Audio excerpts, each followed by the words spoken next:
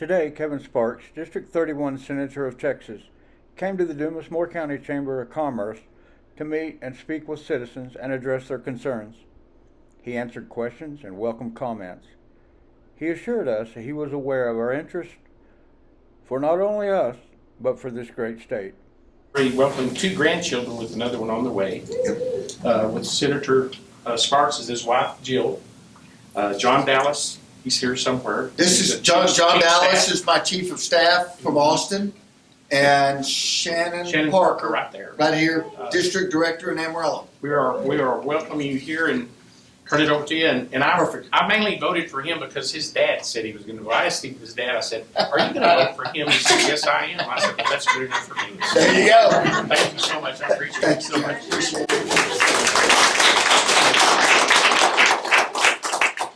Well, I appreciate you guys being here today. I did think it was important for John and Shannon to be here, and we're going to wrap up. I'm going to take some questions, but then I want to have a little time for you guys to interact with them. I represent a little over 900,000 constituents across 45 counties. I had my staff look up. So we actually, this District 31, covers more than 44,000 square miles. So it's larger than 17 states. And so I think it's important that you guys know that you can reach out to these folks as well as myself as y'all see needs that we need to address or have suggestions on solutions. But more importantly, I'm thankful that you guys are here today because it's critical that we have our people engaged in what's going on. You know, our founding fathers gave us a system of government that is designed to represent the people. But I would argue that if our people aren't engaged, we don't truly have representative government. And that's part of what we've suffered from. Our voter turnout, even across this district, is about 30%. So Midland, where Joe and I are from, last election cycle, out of 92,000 registered voters, we had 16,000 votes cast. Well, again, you can't say that's representative government because those folks that won were elected by just a small handful. And so I am super thankful that you guys are here today. And there's Caroline Fairley. Hey, Caroline. Thanks for joining us. Well, of course. Anyway, it's going to be really important that we turn out strong votes here in November. We've got about 2 weeks left for registration. And so you guys can't be bashful. We don't have time at this point to be bashful or standoffish. We need to talk to our neighbors, our Sunday school class. We've got to get people registered to vote and then make sure they get to the polls. I am fortunate in that we represent the most conservative district in Texas, from north to south. But because of the population growth we've seen across the state and the lion's share of that moving to Dallas and Austin and Houston and San Antonio, we've got to turn out in really big numbers to offset a lot of what is moving into Texas.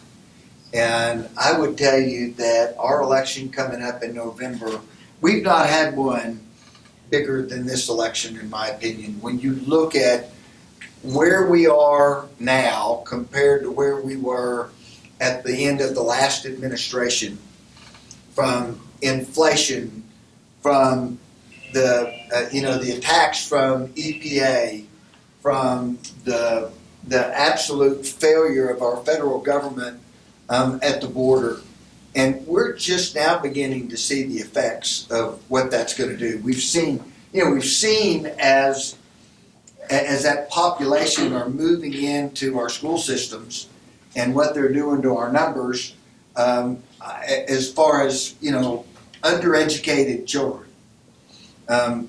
We've seen all across the district how they've just put such weight on all of our social services and all of our communities. We've had 2 food banks in the south part of the district that have closed just because they ran out of food. I mean, a lot of those entities were, they struggle. They continually struggle to kind of keep up with just your normal support for our local community, and then to have this surge of illegal immigrants. And don't get me wrong, it's not that I don't have compassion for a lot of these folks that are wanting to improve their life, but they need to do it in a lawful way, right? Otherwise, they overrun our infrastructure, and it just devolves into chaos. We're seeing crime go through the roof out in our part of Texas. I don't know if you guys are experiencing that. Visiting with your law enforcement, I know you've seen a surge in drug traffic and all of that. We're now seeing some of the crime elevated, and we're hearing that around the world. We've got other companies that are opening up their jails and actually helping those people leave their country coming to America. So I just can't emphasize enough how important it is that we turn out a really high vote in November. We had a couple of things last session. We did a number of things I think that were important. For our district, probably the largest was the mental health hospital that we got funding for in Amarillo. We were up there a couple of weeks ago. We actually did a land swap for the property that we're going to build that on, and I was there for that land swap. And so realistically, hopefully all of the engineering has begun. Hopefully we'll break ground on that shortly after the first of the year. Expectation, I think, is probably a year and a half's worth of construction, but we're on our way. Now what we've got to do, we've got to make sure that we're training up people to work there. We've got to have medical staff that can fill that thing up and make it effective. And so, we're working with our local colleges, wanting to make sure that we're developing programs that will help us staff not only that, but last session the state put more dollars for another 100 beds in Lubbock. The Permian Basin had started their first ever mental health facility that was originally going to be 100 beds. Last session we were able to get funding for an additional 100 beds. All of these, working with Senator Perry, making sure that whatever we're designing and building will complement each other, so that if we get short on a particular style of care here, that we can move that patient to Lubbock or vice versa, or down to the Panhandle. Let's see, we had the producer-owned beef project in Amarillo that I think is going to be very good for the Panhandle. Going to add probably close to 3,000 jobs ultimately. Stuff moving forward, and I'm trying to race through this stuff so we take questions, because that's really what I want to hear. I want to hear what issues you guys are concerned about, and hopefully hear some potential solutions. I look at where the state is. Last time we had about a $32 billion surplus, and the comptroller's telling us probably going to be north of $20 billion surplus, so not quite as large. But in my mind, we need to be looking long term in the state of Texas. What are critical needs that will establish prosperity 25 and 50 years from now? The reason I got talked into doing this was because we have 4 kids and grandkids, more on the way.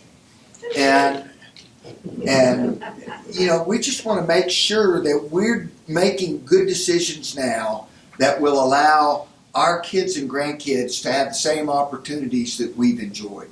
And so some of those things, electric grid.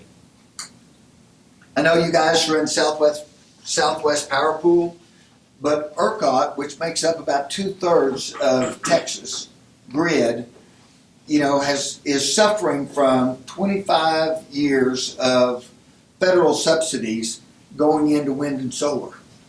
Well, I know, gosh, seems like, are you guys still adding wind up here as well? Yeah, we haven't in a while. Yeah, in a while. I mean, it's a lot, you know, but you guys are part of a much larger grid, and so as a percentage of the electricity, it's a small portion.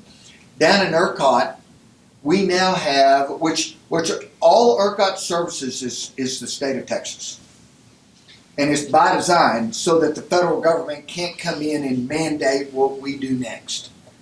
But what's happened is these federal subsidies have promoted wind and solar to the point that we now are dependent, more than 40% of our electricity is wind and solar. So from a reliability standpoint, both wind and solar are intermittent power, and we're short on dispatchable power.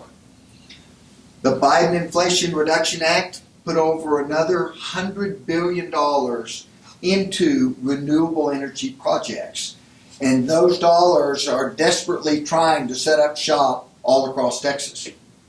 And so, as a legislator, I'm trying to figure out how do we incentivize people to put capital into dispatchable power projects, dispatchable being they're on all the time, and, you know, base load. And the most common today, as we're continuing to decommission coal-fired plants, which we've had a long time, is a gas-fired cogeneration plant. But we're struggling to get people to spend $1.5 billion when their neighbor is a wind farm, and every time the wind blows, they've got to power back because of the way the system is designed. So grid, we're working on it. We're going to have to continue to work on it. Water is another significant issue, and I know you guys know all about it. The hard part about water, and I get most of this from Senator Perry, who's been working on this for more than 10 years. He has a statewide water plan that he is going to be rolling out this session, and I've been working with him on that, talking to folks. I believe we've got a good chance of getting significant dollars for that. But most of Texas feels like they're in pretty good shape. In reality, there's just a small section of East Texas that really has long-term sustainable water. Even places like Houston and Austin, really, when you look at the expectation of population growth, they're going to be water poor before they know it. There was an article written just this last spring on Georgetown saying that they could be less than 5 years away from being out of water, just north of Austin. And so Senator Perry's project is twofold. One, it's going to put infrastructure dollars into piping so that we can move water around the state as it's needed. And then also the creation of new water sources. And most of those are going to require some type of desalinization. So obviously, we know we can desalinate water from the coast, and I think there'll be dollars looking to go into that infrastructure. But also, we have brackish water aquifers all across the state that, you know, tremendous amount of reserves in those. And the idea is to continue to push to develop those and make that water usable for municipalities with the piping infrastructure to get it to those communities and leave the groundwater in place for, you know, desperately needed agricultural needs. I think another critical issue is our medical industry. And, I know you guys know this because we have a hard time getting medical professionals all across rural Texas. Part of that is because we're short on medical professionals across the state. And, when I talk to people in the industry, their wages have not kept up. They don't make the money that healthcare professionals did 2 generations ago, comparatively. And so my concern is that we'll no longer have the best and brightest going into our doctors and nurses because they can go do something else that's more lucrative. We know that our healthcare costs haven't gone down, so that money's going somewhere in the middle. And I think we've got to continue to restructure our system so that we can make sure that 20, 30, 40 years from now, we enjoy still the best medical support in the world, which is where we've been the last 40 years. So with that, I will stop and take questions. Those are just a couple of items. Obviously, there are all kinds of things to address, and even more things to try and make sure we kill this session. But with that, I'd love to take some questions. Well, I've got one. I know you're on the Senate side, but what do you think John Smithy's chances are of being elected Speaker of the House of Representatives? Well, Or what are you hearing? Well, so last Friday there was a group of almost 50 state reps that met, and at that time there were 4 or 5 that had thrown their hat in the ring. They met most of the day, and John kind of led all day, but it was clear to him, he said, that he was not going to get the number that he needed in order to achieve 2/3. And so he has suspended his campaign. He hadn't quit, but he's suspended his campaign for at least for the meantime. The gentleman that wound up getting the consensus was a representative from the Dallas area, Representative Cook. David Cook, I don't know an awful lot about him. Seems like a nice enough guy. And the speaker's race, there's still a lot to play out over the next couple of months. I think John would do a fantastic job. I was one of the ones encouraging him to run for speaker. So at least right now, he's probably not in the lead. That doesn't that wasn't the whole Republican caucus meeting. That was just a portion of them. But we've got to get somebody in there that is going to govern from a position of conservative policy. And we haven't had that for more than 10 years now. Yeah, we don't need another roundup like Dave Phelan was. Period. Yeah. In my opinion. Yeah. Well, and I would also say we definitely need someone that has some strong leadership, skills. Because the House is an unruly place. There's 150 members, and they have to come up for election every 2 years, and there's kind of like herding cats. What else? Senator Monty House here, Superintendent. Yeah, hi, Monty. School funding. Where do you see that going? We're in a bind. I've heard this. So here, this is our fifth stop today, and we've talked about it every morning. And so it was really disappointing, and it didn't start out this way last session when we were talking. School funding was separate from some of the other school issues, and that's the way it should have stayed. During all of the process, it wound up getting tied to school choice, and therefore, we didn't pass the school funding bill. There's close to $3.5 billion in that was set aside. And so Representative Smithy has said he's going to push, and I think this is a good plan. We can't debate any bills for the first 60 days of session, but the governor could, if we can get the governor to say, you know what, we need to go ahead and move those funds through the legislature sooner rather than later. We could take that up early. And I think that would be a shot in the arm for all of our rural school districts that are suffering from a lack of funds.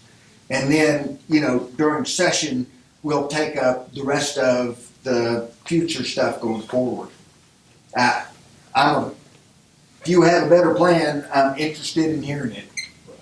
We're just a unique situation, a lot of those, most of our enrollment is English language learners. I know.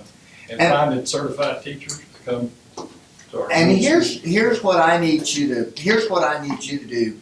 I need you to send me some bullet points like that so that I can take that in and help the rest of my colleagues understand what that looks like.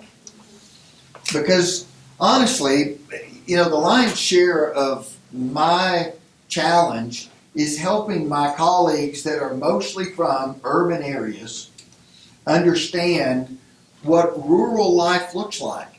Because it's not that they don't want to understand, they don't know it. And until you've been out here, they can't understand how you could have a school system that has that high a percentage of non-English speaking students. Because while, yes, we're seeing that happen across the state, if you're in a school of 2,500, it's a much smaller percentage. So if you could get me some of that information, it would be helpful. Ben Maple, city manager, interim city manager. Interim. Yeah, you mentioned earlier about the need for medical professionals across the board, and that certainly is a need, but I think a greater need is the uncompensated medical expenses that every citizen in the county has to bear. Oh, because you have folks that go to the emergency room that Have no that insurance, never pay anything. right, are incapable indigent care. Yes. And obviously, we've seen those numbers increase, and we're going to continue to see them increase. And so, my question would be, once again, from a conservative free market standpoint, how do we best address that? Because we're seeing, rural hospitals failing all over the district. I've had 2 fail in the last 3 months in the south part of the district. So I'm looking for good solutions. Now, John is taking notes, and so is Shannon. But there's got to be better solutions than just the state throwing in more dollars. It may be what we have to do in the interim, but if we're going to have sustainable health care long term for Texas, we've got to make more changes than just upping the amount of money. Between schools and health care in the state of Texas, that takes up about 85% of the whole state budget. So the other 15% is what we use for law enforcement, for our courts, for roads and bridges, for anything else that happens in the state. So it's time that we get innovative on our largest, our largest budget items. What else, Jeff? Steve Vaughn, County Commissioner. Yes, sir. Really appreciate what the legislature did this last session with the SB 22 funding. Amen. That has really helped our county commissioners court to beef up our local sheriff's office, Yes? buy them equipment, personnel. So you personnel felt and that, things and like you, that. did you see anything about that was, that created issues up It's here? worked very, very well with our sheriff's office. Okay, Appreciate it. that's But good to my know. question is, you know, we look at that and we hire personnel and things like that, but if those funds don't get renewed, I future understand. sessions, what happens to those personnel? Or Well, so, what is your prognosis on the future for that? so I would say, fortunately / unfortunately, once you add a budget line item to government budgets, they rarely go away, right? So I'm optimistic about that we'll continue to see funding for that. And I think it's needed, and I was one of the ones arguing for it. Once again, trying to help our urban legislators understand what things look like in, a county like Moore County. It's just a challenge. Well, we really appreciate it. It's been a Yeah, big help. well, thank you. I appreciate you pointing that out. And I'll echo what Dee said, Scott Higginbotham, County Attorney. Yes. Not only for law enforcement, but also for prosecutors' offices. It's a lifeline. Yeah. Now, I will tell you one issue that I have with it is I used it to raise one person, my victim assistance coordinator, her budget, $2 an hour. SB 22 makes me take the whole $175,000. So I'm using a fire hose to put out a cannon. And I'm gonna have to give the rest of it back at the end of the budget year. Okay. So you wanna know a problem with it, that's a problem with it, because that's $175,000 that's sitting in the Moore County Treasury and is just getting interest. It's not getting used with the intent of SB 22, it's not getting used at the state level. But it's there, I'm using it. Yeah. I'm just using $2 an hour of it, I'm not using the whole thing. You know, And I can talk to you and. yeah, I would say that's an unusual situation where any level of government goes in and does what they feel like is prudent for the time, as opposed to spending it all. And so, likely that scenario was not really thought through when they passed Well, it. and that's the reason I wanted to bring it to your attention. Yeah. There is a problem, and my office is Yeah, a witness of it, that I'm using a fire hose to put out a cannon.